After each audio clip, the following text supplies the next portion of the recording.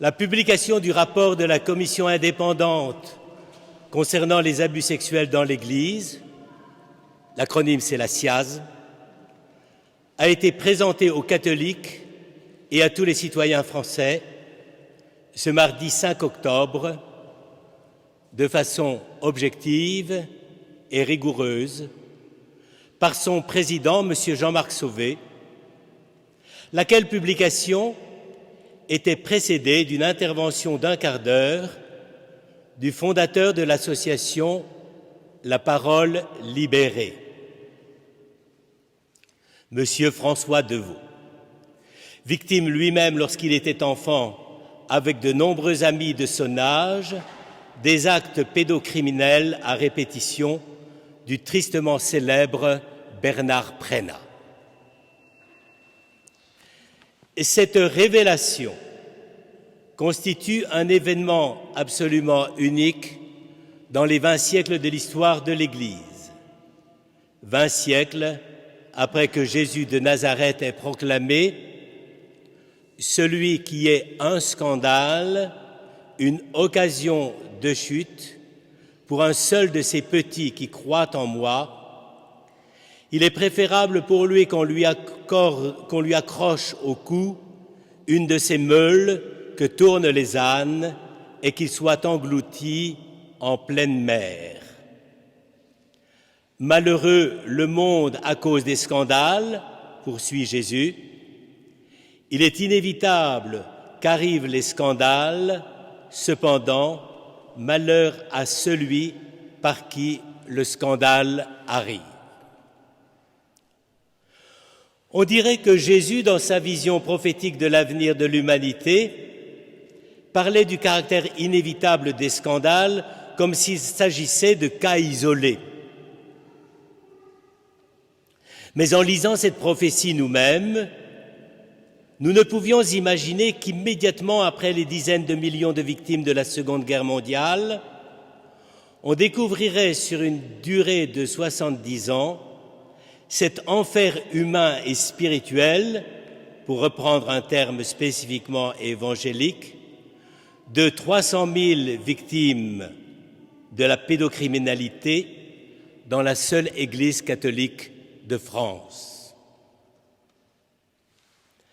On ose à peine donner une estimation pour l'Église universelle. Peut-être que la curie pontificale pourrait donner davantage de renseignements, mais nous n'avons pas de statistiques concernant l'Église universelle. Cela viendra sûrement un jour. Nous voici donc plongés dans une inimaginable descente aux enfers. Et c'est un voyage au bout de cette horreur que nous décrit la mise au grand jour de la transcription des témoignages et des analyses au cas par cas. Mais ce n'est pas tous les cas. Cela pose la redoutable question: comment, dans le cadre de notre vie quotidienne, en ce qu'elle a de plus intime, ce monde de l'enfance qui est notre avenir indispensable et débordant d'espérance, comment peut-il, ce monde de l'enfance, être massacré à cette échelle? Comment l'enfant, qui est le ressort suprême de notre histoire profane et religieuse, est-il devenu et risque aujourd'hui encore de devenir progressivement la victime d'une telle dévastation? Comment ce crime s'est-il inséré dans la vie familiale et quotidienne de nos sociétés depuis des décennies sans que nous ayons eu la lucidité de nous en rendre compte? La pédocriminalité n'est pas un petit domaine de thérapeutique psychologique, c'est un crime monstrueux qui touche la question métaphysique essentielle qui ne devrait jamais nous quitter: qu'est-ce que l'homme pour qu'il puisse se comporter ainsi? En occultant cette question, qui seule peut donner accès à la vérité de notre être d'homme, nous nous rendons incapables de faire face à cette perversité tapie au fond du cœur humain. Comment un être humain parvenu à l'âge d'une sexualité adulte peut-il, face à un enfant ou un adolescent, se laisser aller à cette folie meurtrière qui consiste à le détruire au fil de toute sa vie? Reconnaissons-le, déjà dans la vie ordinaire, le mal ne peut être ni justifié ni expliqué. Mais dans ce cas précis de la pédocriminalité, ce mal et l'horreur qu'il génère nous paralysent totalement et détruisent tout jusqu'au courage qu'il faut pour le regarder en face. C'est probablement ce qui s'est passé depuis 70 ans et vraisemblablement depuis des siècles. Il fallait situer le travail de la commission dirigée par Jean-Marc Sauvé dans ce contexte global d'une crise de société à grande échelle, pas simplement au niveau de l'Occident, mais au niveau mondial. Cela permet de mesurer la force de volonté et la profondeur intellectuelle de tous ceux qui ont collaboré avec Jean-Marc Sauvé et symétriquement, on doit constater la lâcheté et l'insondable bassesse de tous ceux qui ont cherché à s'y dérober ou à en diminuer les conséquences, quelle que soit leur motivation. Sur ce point, frères, j'attire votre attention sur un aspect qui me paraît essentiel dans la mise en œuvre de cette terrible enquête. Cet aspect, le voici. Le rapport de la SIAZ est le fruit d'une initiative de l'Église catholique de France. Devant l'étendue du scandale, affaire Prénat et procès Barbarin, l'Église de France, par la voie de la conférence épiscopale, a confié cette enquête à une commission indépendante.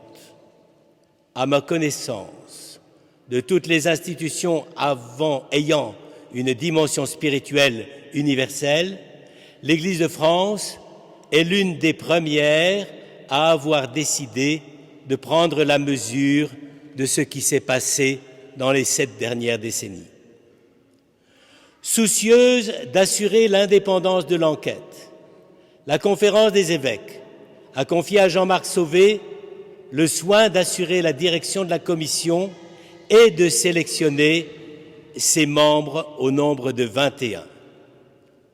On constatera que Jean-Marc Sauvé n'a fait appel ni à des membres du clergé, ni à des religieuses, ni même à des experts des instituts catholiques, ni à des personnalités marquantes du catholicisme, ni à des ténors de la presse catholique. Grand merci, Monsieur Jean-Marc Sauvé.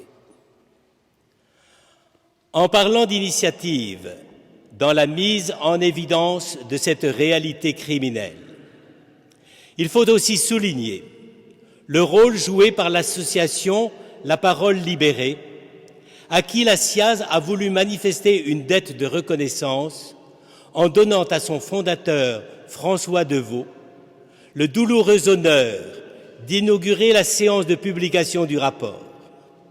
C'était justice. Oui, c'était justice. Car, sans les initiatives audacieuses et tenaces de cette association, on aurait dû probablement attendre quelques années de plus pour que ce rapport voie le jour. Cette association, au sujet de laquelle certains évêques ne cachaient pas leur dépit de voir son histoire racontée dans le film de François Ozon, grâce à Dieu, a eu tout de même son rôle décisif. L'interpellation de François Deveau à l'adresse des évêques présents lors de la présentation publique du rapport est un cri de souffrance d'une vérité immédiatement saisissable. Citation.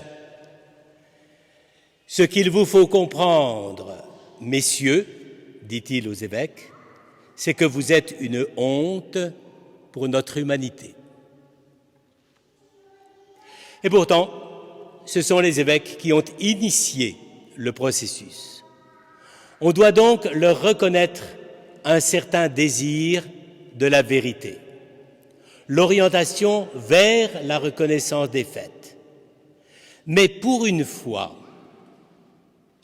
ce n'est pas une parole épiscopale qui s'est imposée ce mardi 5 octobre aux catholiques de France, mais exclusivement celle des laïcs mentionnés précédemment. On se trouve donc devant une situation tout à fait nouvelle.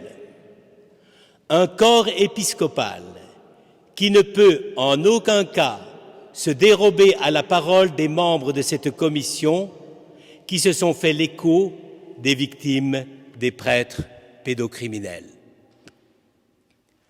Frères et sœurs, cette situation nouvelle nous interpelle tous. L'omerta, que l'on a si souvent dénoncée ces derniers temps, n'est pas imputable uniquement aux évêques. Comment se fait-il que les consignes de silence si scrupuleusement respectées quand il s'agit de protéger l'institution ecclésiale aient été si facilement acceptées comme une évidence par une majorité de fidèles bien dociles et bien pensants?